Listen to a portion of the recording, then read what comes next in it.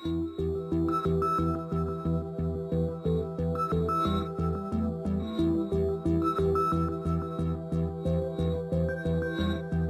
skeletas saugo kūną, teikia jam atramą ir jėgą.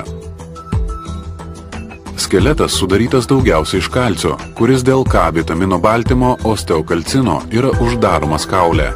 Osteokalciną gamina kaulų formavimo ląstelės.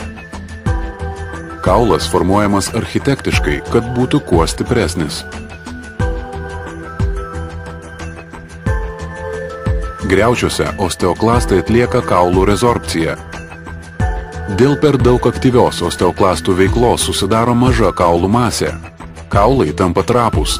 Tai vadinama osteoporozė. K vitaminas, natūrali MENA Q7 forma, prisideda prie mūsų sveikos gyvensenos. MENA Q7 priešingai nei dietinis K1 yra lengvai pasisavinamas ir bioaktyvus kaulų audiniuose. Visą tai atlieka osteoklastai.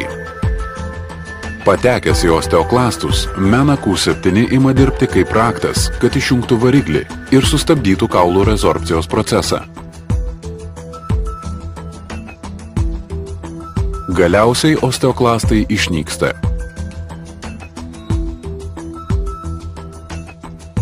Kauluose mes turime dar vieną ląstelių formą – osteoblastus, kurie yra atsakingi už kaulų formavimą. Tai yra už deramą kaulo sandarą, kaulo masės palaikymą ir kaulo stiprumą.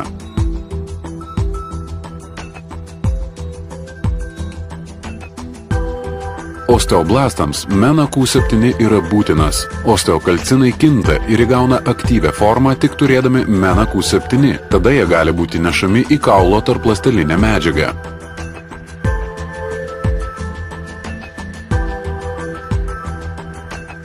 Po to osteoblastai perkelia osteokalciną ant esamos kaulo tarpląstelinės medžiagos viršūnės.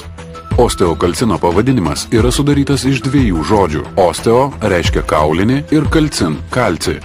Kalcis pasisavinamas iš aplinkos ir pririšamas prie kaulo. Sergant osteoporozę, MENA Q7 padedant osteokalcinui suremontuoja kaulą. Kalciu užpildomos atsiradusios duobelės.